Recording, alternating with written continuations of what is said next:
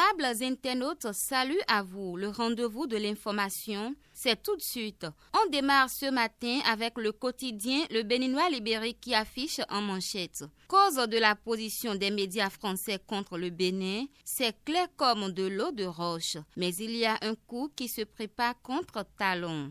Allez toujours dans les colonnes du même journal, démantèlement du plus grand réseau de la mafia foncière d'Abomey et Calavi. Le cerveau vital que nomme arrêté. Il a coopéré en citant des noms de hautes personnalités politico-administratives. Bénin intelligent à présent, lancement de la phase pilote du programme OEA, la douane renforce son partenariat avec le secteur privé. Crise post-électorale, Amnesty International mal renseigné, s'interroge Bénin intelligent. Le journal du service public La Nation, dans sa livraison de ce jour, affiche en manchette « Assemblée nationale, les défis à relever par les nouveaux députés ». Allez donc lire la page 2 pour en savoir plus. Allons à présent à la Cour constitutionnelle avec le même journal qui nous informe que des griefs sont formulés contre des députés. Le leader du jour à présent, lancement de l'affermage régional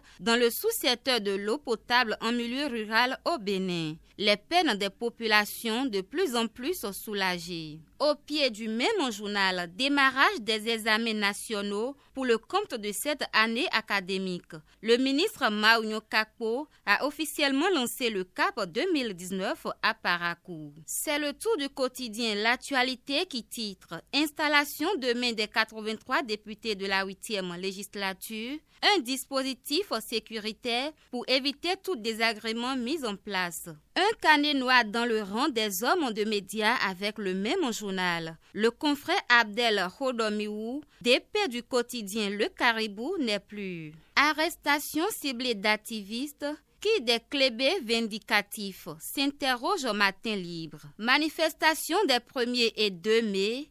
4 personnes tuées selon Amnesty International, nous informe Matin Libre. L'économiste fait place et titre Fest IMO 2019, GC Inter décroche le prix de l'excellence.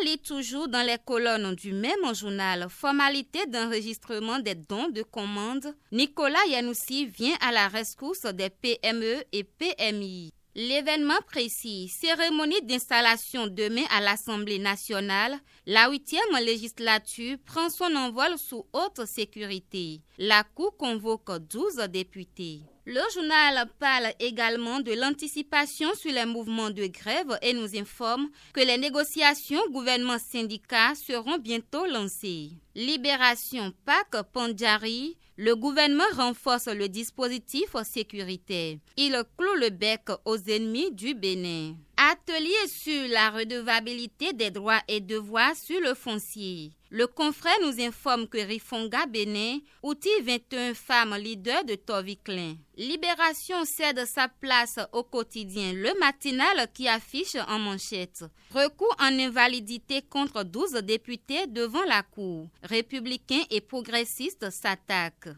Rapport sur les événements post-électoraux, les contre-vérités d'Amnesty mises à nu. Ce n'est pas moi qui le dis, c'est Le Matinal. Manipulation des médias français contre le régime de la rupture, ça sent l'aigreur, Talon reste debout. Voilà ce que titre Le Potentiel. Campagne précoce en vue des élections à la RAC, la CERAC rappelle les candidats à l'ordre, informe le même journal. Parlons à présent sport avec le quotidien L'Investigateur pour mettre un thème à la une des journaux de ce jour. Démarrage effectif de la Coupe de la Fédération, fortunes diverses pour les participants. Le journal parle également de la 8e législature et nous informe que la succession de Hungbedi polarise les attentions. Voilà l'essentiel à retenir pour la une des journaux de ce jour. Merci de prendre le rendez-vous et à très vite.